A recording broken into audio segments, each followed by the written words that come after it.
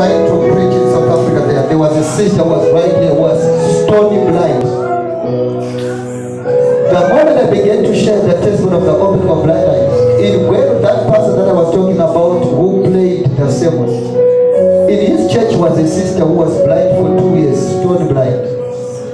The time that the tape went where I was rebuking blindness, the sister received her sight instantly.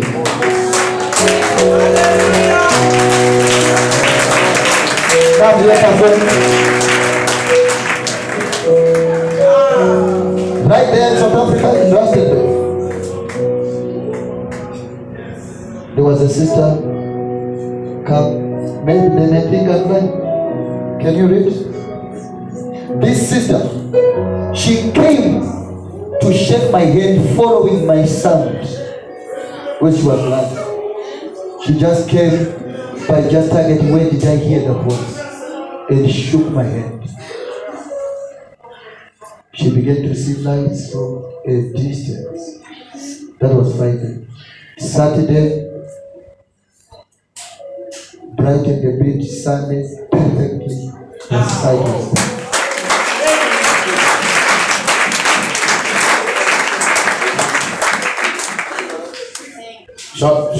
there. Shalom, brother. I hope you are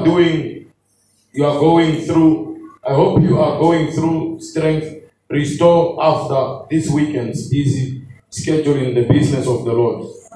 I'm here to encourage you by the above sister's testimony here in Rustenburg. She was giving a testimony yesterday in church. If you can remember who was the first to get hold of hand on the Friday meeting.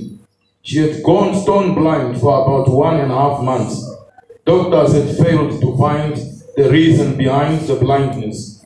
So no help from the doctors. But after Friday service, tomorrow morning, Saturday service, the sight had started being restored.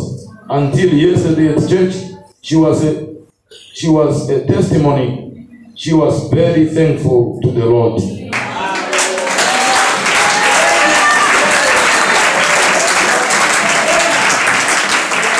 I think it's 3 months back. It was a Wednesday when we were in church, and there's a sister, an elderly sister, who dropped and died at home. So a young brother ran to church and said, "Pastor, there's a grave who fell down there." I said, "Oh, the elderly sister from our church." There was no one today.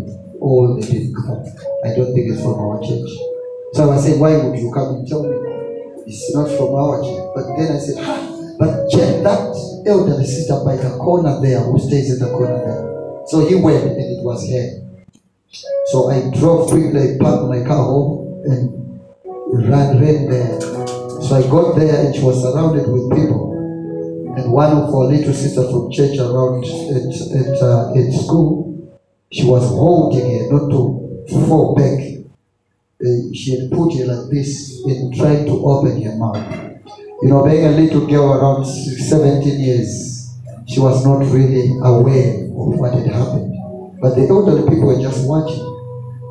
So she was trying to open everything, and she was just gone. So I got there, I looked, and I saw she was gone. Then I thought of just dismissing the children. I thought, how could I tell them that she's gone? But then I said, let me just dismiss children. Some of the children, they were just crying all over the place. So the moment I was thinking that, I went to take her left hand and pressed to look for the veins. And I pressed there. There was no pulse. I took the other right hand, I pressed, there was no pulse. But I said, well, let's pray. So we began to pray whilst I was pressing the veins. Brother, whilst in prayer, just a short prayer, I felt the veins starting coming back, pumping blood. Amen. Amen. The first one, it came back. Then the second one. Then unconsciously I said, praise the Lord. Then I opened my eyes. Something had spoken to me that she's she's back. But you could not see it with the eyes. But it had registered in my heart that she's back to life. But when I opened my eyes, everyone had also to open. But people were wondering, how can the pastor say, praise the Lord to the court? Amen. Praise the Lord. Praise the Lord. You're out of your problem.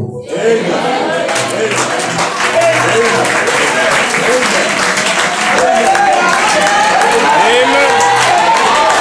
Praise the Lord. You're out of your problem. Amen. Praise the Lord. Praise the Lord.